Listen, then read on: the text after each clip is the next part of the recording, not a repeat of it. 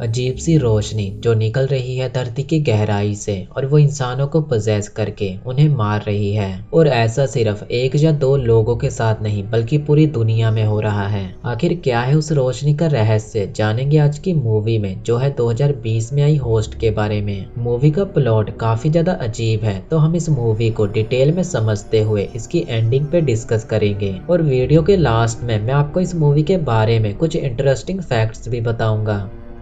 Movie शुरू होती है क्रिसमस के टाइम पर और हम जैक नाम के एक बंदे को देखते हैं जो अपना काम खत्म करके घर जा रहा था। तभी रास्ते में उसको मिलता है माइकल, जो जैक और उसकी वाइफ लूसी को आज रात अपने घर पे डिनर पर इनवाइट करता है। घर आकर जैक लूसी को बताता है कि आज रात वो दोनों माइकल के घर पे डिनर के लिए जाने वाले हैं। ये दोनों बैठकर बातें कर रहे थे, तभी लूसी को गार्डन में से दो लाइट्स पास होते हुए दिखाई देती है। तो वो जैक को बताती है और जैक बाहर चेक करने के लिए जाता है, लेकिन उसे बाहर कुछ भी नहीं दिखता। तो वो अंदर आ जाता है, लेकिन अंदर कुछ अजीब था, वहाँ पर लूसी नहीं थी। वो लूसी को आवाज देता है, लेकिन बदले में उसे कोई रिस्पॉन्स नहीं मिलता। तभी ऊपर से कुछ आवाज आ रही थी, तो जैक ऊपर चेक करने के लिए गया। जब वो ऊपर जाता है तो उसे लूसी तो मिल जाती है, लेकिन उसकी हालत ठीक नहीं थी। वो बेड पर तड़प रही थी और उसके मुंह से अजीब सी लाइट निकल रही थी, बिल्कुल वैसे ही जैसी उसने गार्डन में देखी थी।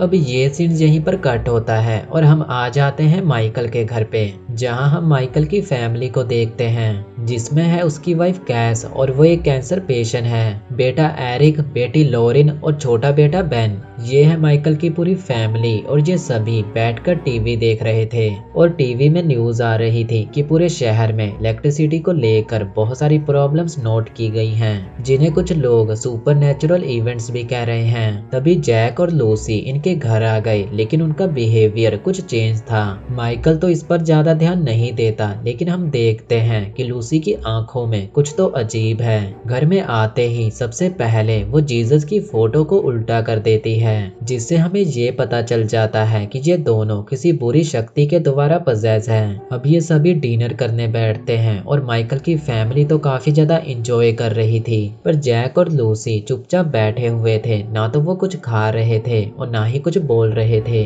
लूसी अपने हाथ में हथौड़ा लेकर बैठी थी, यानी कि अब ये किसी को तो फोड़ेगी। वो सभी बातें कर रहे थे, तभी जैक अचानक उठकर चला गया। माइकल की फैमिली को जैक और लूसी का बिहेवियर अजीब तो लग रहा था, लेकिन फिर भी वो इन बातों पर ज्यादा ध्यान नहीं देते। कैस, जो कि कैंसर पेशेंट है, वो सभी को बताती है कि वो अब रिकवर कर रही है और वो बहुत ही जल्दी ठीक हो जाएगी। लेकिन शायद लूसी को ये पसंद नहीं आया था, तो वो हथौड़े से उसका सर ही फोड़ देती है। ये देखकर तो पूरी फैमिली शॉक थी, क्योंकि उन्हें समझ ही नहीं आया कि आखिर ये क्या हुआ। लूसी उसे मारकर बड़े ही आराम से बैठ गई और अब उसके फेस पर स्माइल थी। माइकल कैस के पास जाने लगा, तभी जैक गन लेकर आ गया और वो माइकल को उसकी जगह पे बैठा देता है और कैस की बॉडी को घसीटते हुए वहां से ले गया। पूरी फैमिली दहशत में थी और उन्हें समझ ही नहीं आ रहा था कि आखिर ये सब क्या हो रहा है। जैक और लूसी ने उन सभी को अलग अलग रूम में ले जाकर बंद कर दिया। जब लूसी बेन को उसके रूम में बंद कर रही थी, तो बेन उससे पूछता है कि तुमने मेरी मॉम को क्यों मारा। तो वो बेन को कहती है कि तुम्हारी मॉम आज नहीं तो कल मरने ही वाली थी, क्योंकि वो एक कैंसर पेशेंट थी। और यहाँ हमें ये पता चलता है कि कैस का कैंसर ठीक नहीं हुआ था, और इससे हमें ये भी पता चला कि ये लोग सभी को मारना नहीं चाहते, ये बस उन्हीं को मार रहे हैं जिनकी लाइफ बस कुछ ही टाइम के लिए है। अगर ये चाहते तो ये लोग इन सभी को भी मार सकते थे, लेकिन इन्होंने ऐसा नहीं किया, यानी कि इनके इरादे कुछ और हैं। अब वो क्या है ये तो हमें आगे ही पता चलेगा। लूसी अपने दो दांत तोड़कर बेन को देती है एज ए प्रेजेंट। उधर माइकल अपने बेड पे था और उसे कुछ अजीब लग रहा था। अजीब लगे भी क्यों ना, उसकी मरी हुई वाइफ की लाश को उसके बगल में ही लटाया हुआ था। उधर लॉरेन को ऐसा लगता है कि एरिक उसे बुला रहा है और उसे एरिक की आवाज एटिक से आते सुनाई दे रही थी। जब वो वहां जाती है तो वहां पर जैक और लूसी पहले से ही थे और उन्होंने लॉरेन को पकड़कर चेयर के साथ बांध दिया। उसके सामने ही एरिक है, जो कि बेहोश था। वो लॉरेन को गन देते हैं और उसे एरिक को मारने को कहते हैं, और साथ ही ये कहते हैं कि अगर तूने एरिक को नहीं मारा तो हम उसे मारेंगे, और हम उसे कैसे मारेंगे ये तो जानती ही है। एरिक को तो मरना ही था, ऐसे नहीं तो वैसे। पर लॉरेन ये नहीं चाहती थी कि उसका भाई दर्दनाक मौत मरे, जैसे कि उसकी उसकी माँ मरी थी तो वो खुद ही एरिक को मारने के लिए तैयार हो गई। लेकिन एरिक दर्दनाक मौत मरने के लिए तैयार था, पर वो अपनी बहन के हाथों से नहीं मरना चाहता था।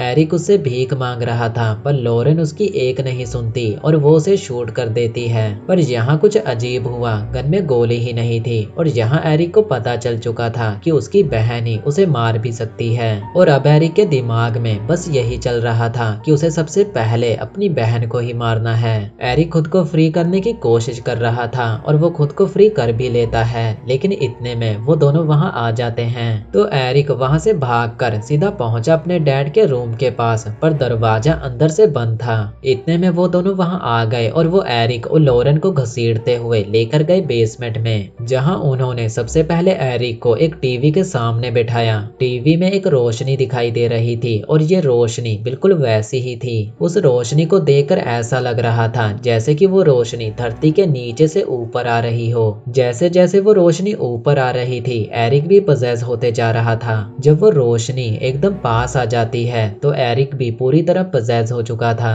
जब ये दोनों ये सब करने में बिजी थे तो लॉरेन मौका देखकर वहां से भाग निकलती है और लॉरेन बाहर देखती है कि उनके घर के बाहर बहुत सारे लोग खड़े हैं और वो सभी लोग पजेस हैं। यानी कि ऐसा सिर्फ इन्हीं के साथ नहीं बल्कि सभी लोगों के साथ हो रहा है। एक आदमी लॉरेन को देख लेता है। इधर माइकल के पास आता है एरिक और उसकी आंखों पर पट्टी बंधी थी। एरिक कहता है कि उन्होंने उसकी आंखें निकाल ली। माइकल को नहीं पता था कि एरिक पजेस है। तभी एरिक कहता है कि लॉरेन बेसमेंट में है। जब एरिक उसे बेसमेंट में लेकर जाता है तो माइकल देखता है कि लॉरेन तो वहां पर है ही नहीं। तभी माइकल उसकी आंखों पर लगी पट्टी को उतारता है और वो देखता है कि एरिक की आंखें तो सही सलामत है। तो एरिक उसे पकड़कर टीवी के सामने बैठा देता है और उसे भी पजेस करने लगता है। माइकल चिल्लाने लगता है और लॉरेन उसकी आवाज सुन लेती है और वो जल्दी से वहां का इलेक्ट्रिसिटी मीटर ही तोड़ देती है, जिससे टीवी बंद हो जाता है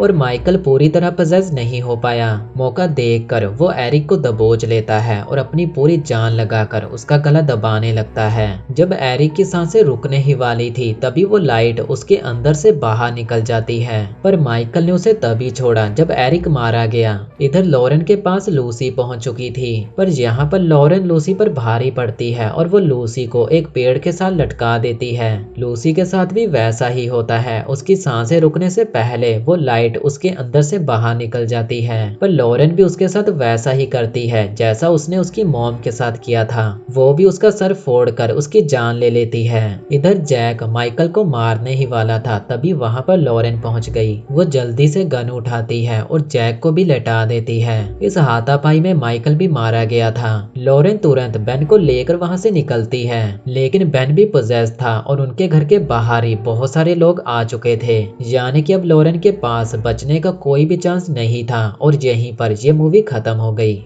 मूवी में हमें कुछ भी नहीं बताया गया कि आखिर वो चीज क्या है जो लोगों को पजेस कर रही है। अगर मैं अपना ओपिनियन दूं तो जो टीवी में दिखाया जा रहा था जैसे कि धरती के अंदर से कोई लाइट बाहर निकल रही है, अगर उसको देखा जाए तो ऐसा हो सकता है कि धरती के अंदर से कोई डीमन बाहर निकला और वो एक एक करके लोगों को पजेस करके अपना गुलाम बनाने लगा और लोग भी बस एक दूसरे को पजेस कर रहे थे, ना कि मार रहे थे। खैर बाकी क्या है ये तो हमें तभी पता चलेगा जब कभी इस मूवी का अगला पार्ट बना। अगर आपको ये वीडियो अच्छा लगा तो कमेंट करके जरूर बताना।